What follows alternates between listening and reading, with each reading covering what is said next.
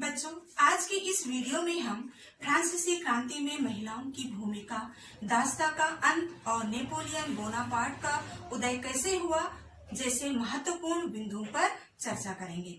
सबसे पहले बच्चों, हम फ्रांसीसी क्रांति में क्या महिलाओं के लिए भी क्रांति हुई थी विषय पर या बिंदु पर चर्चा करेंगे।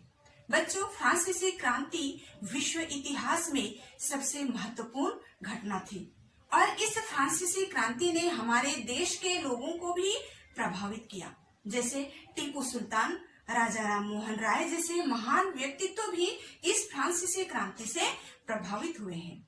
बच्चों, आज हम फ्रांसीसी क्रांति में महिलाओं की भूमिका का अध्ययन करने के पहले हम पिछले वीडियो पर ध्यान करेंगे, जहां हमने देखा था कि 1792 में नेशनल असेंबली ने प्रशा और ऑस्ट्रिया के बीच जब युद्ध की घोषणा की थी, तब अधिकतर जो पुरुष थे युद्ध के लिए सेना में चले गए थे।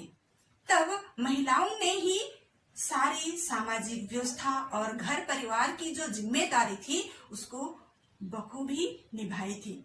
लेकिन जब फ्रांस में नया संविधान बना तब उनके साथ बहुत बड़ा अन्याय हुआ। महिलाओं को बहुत सारे अधिकारों से वंचित कर दिया गया। इसमें अधिकांश महिलाएं जो थी वो तीसरे स्टेट से संबंधित थी और तीसरे स्टेट की ये जो महिलाएं थी बच्चों, वे सिलाई बुनाई, कपड़ों की धुलाई करती और बाजारों में फल फूल सब्जियां बेचती व संपन्न घरों में घरेलू काम करती थी। इस स्टेट्स की या तीसरे स्टेट्स की अधिकतर महिलाएं अशिक्षित थी या कम पढ़ी लिखी थी या अनपढ़ थी। केवल कुलीन तथा धनी परिवारों की लड़कियां ही कॉन्वेंट में पढ़ पाती थी या उन्हीं को कॉन्वेंट में पढ़ने का अवसर मिलता था। क्रांति के समय महिलाओं को सामाजिक और आर्थिक रूप से कई प्रकार की पीड़ा सहन करनी पड़ती थी। जैसे मजदूरी भी पुरुषों से महिलाओं को कम मिलती थी और इसलिए फ्रांसीसी महिलाएं क्रांति के माध्यम से शुरू से ही फ्रांसीसी समाज में अहम परिवर्तन लाने वाली गतिविधियों में सक्रिय रूप से हिस्सा लेती थी। महिलाओं ने अपने हितों की हिमाकत करने और उन पर चर्चा करने के लिए एक राजनीतिक क्लब शुरू की और एक अखबार भी निकाले और उस अखबार के माध्यम से अपनी बातों को, अपने संदेशों को लोगों तक पहुंचाते थे। बच्चों, 1791 में जब फ्रांस का नया संविधान बना तब संविधान ने भी फ्रांसीसी महिलाओं को मताधिकार से वंचित किया था या वंचित रखा था। अर्थात एक तरीके से फ्रांसीसी महिलाओं को निष्क्रिय नागरिक होने का दर्जा मिला हुआ था और इसलिए महिलाओं ने राजनीतिक मताधिकार और असेंबली के लिए चुने जाने तथा राजनीतिक पदों की मांग सरकार के सामने रखी। उनकी एक प्रमुख मांग थी कि महिलाओं को भी पुरुषों के समान राजनीतिक अधिकार मिले और इसीलिए महिलाओं ने एक क्लब बनाया जिसका नाम था the society of revolutionary and Republican women, जो उस समय की सबसे मशहूर क्लब था। बच्चों, राजनीतिक अधिकारों के लिए महिलाओं ने अपने संघर्ष को निरंतर जारी रखा।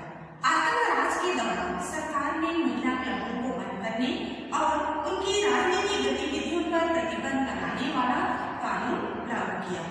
सरकार द्वारा कई जानी मानी महिलाओं को गिरफ्तार कर लिया गया और उनमें से कुछ महिलाओं को फांसी पर चढ़ा दिया गया। लेकिन फिर भी महिलाओं का मताधिकार का जो संघर्ष था 19वीं सदी के अंत और 20वीं सदी के प्रारंभ तक अंतरराष्ट्रीय मताधिकार के जरिए जारी रहा और अंततः 1946 में फ्रांसीसी महिलाओं ने राजनीतिक मताधिकार को प्राप्त करने में सफलता प्राप्त कर ली। बच्चों, आगे हम दास प्रथा के उन्मूलन पर चर्चा करेंगे। दास प्रथा का उन्मूलन अर्थात दास प्रथा का अंत। दास यानी कि नौकर। बच्चों, हमारे भारतीय इतिहास को जब हम देखते हैं तो गुलाम वंश में दास प्रथा का प्रचलन था।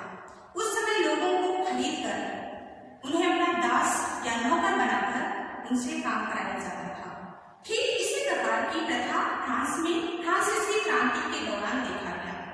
फ्रांस में दास प्रथा 17वीं शताब्दी में शुरू हुआ था, किंतु फ्रांसीसी उपनिवेशों में दास प्रथा का अंत या उन्मूलन हो गया और इस प्रथा का अंत जैकोबिन शासन के क्रांतिकारी सुधारों में से एक था। बच्चों, 17वीं शताब्दी में जब दास व्यापार या दास प्रथा शुरू हुआ, उस समय कैरिबियाई द्वीप जो थे तंबाकू, नील, चीनी, कॉफी जैसे वस्तुओं के निर्यातक थे और उस समय दूर देश में जब अपना सामान बेचते थे तो उनके पास काम करने के लिए मजदूरों की कमी थी, यानी बाजार में श्रम की कमी थी और इस कमी को उन्होंने यूरोप, अफ्रीका एवं अमेरिका के बीच त्रिकोणीय दास व्यापार द्वारा पूरा किया। फ्रांसीसी सौदागर बोर्दे या नान्ते बंदरगाह से अफ्रीका तट पर जहाज ले जाते थे।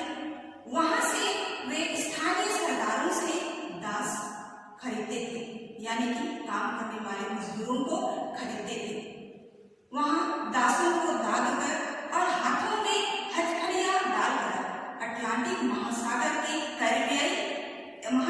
के पार कैरिबियाई देशों तक 3 माह की लंबी समुद्री यात्रा के लिए जहाजों में उन दासों को, उन काम करने वाले मजदूरों को ठूंस दिया जाता था और वहां उन्हें बगान मालिकों को बेच दिया जाता था। बच्चों, दासों के कारण यूरोपीय बाजारों में चीनी, कॉफी एवं नील की मांग को पूरा किया जाता था। दास व्यापार के कारण ही बोर्दे और नान्ते बंदरगाह समृद्ध बन गए। 18वीं सदी में दास प्रथा को लेकर नेशनल असेंबली में लंबी बहस हुई कि व्यक्ति के मूलभूत अधिकार उपनिवेशों में रहने वाली प्रजा से क्या समस्त फ्रांसीसी प्रजा को प्रदान किए जाएं या नहीं। दास प्रथा पर विचार विमर्श हुआ और अंत में 1794 के कन्वेंशन में फ्रांसीसी उपनिवेशों में सभी दासों की मुक्ति का कानून पारित कर दिया, पर यह कानून अधिक दिनों तक नहीं रहा। 10 वर्ष बाद नेपोलियन ने दास प्रथा को पुनः शुरू कर दिया, किंतु आगे चलकर फ्रांसीसी उपनिवेशों से अंतिम रूप से दास प्रथा को 1848 में पूरी तरह से समाप्त कर दिया गया। तो इस तरह से बच्चों, फ्रांस में दास प्रथा का उन्मूलन हो गया या दास प्रथा का अंत हो गया। बच्चों, आगे देखते हैं हम क्रांति और रोजाना की जिंदगी।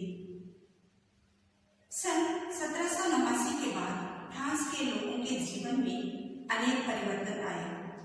फ्रांस के क्रांतिकारी सरकारों ने कानून बनाकर स्वतंत्रता, समानता के आदर्शों को रोजाना की जिंदगी में उतारने का प्रयास किया। बास्तिल के विध्वंस के बाद या विघटन के बाद 1789 में सेंसरशिप की समाप्ति के बाद फ्रांस के शहरों में अखबारों, पर्चों, पुस्तकों एवं छपी हुई तस्वीरों की बाढ़ आ गई, जहां से वह तेजी से गांव देहात तक पहुंच गई।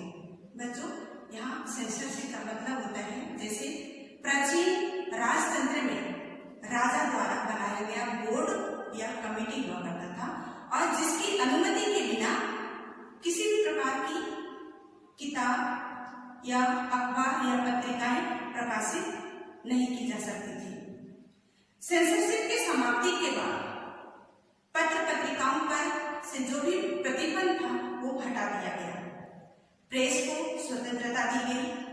प्रिंट माध्यम का उपयोग करके एक पक्ष ने दूसरे पक्ष को सहमत कराने की कोशिश की।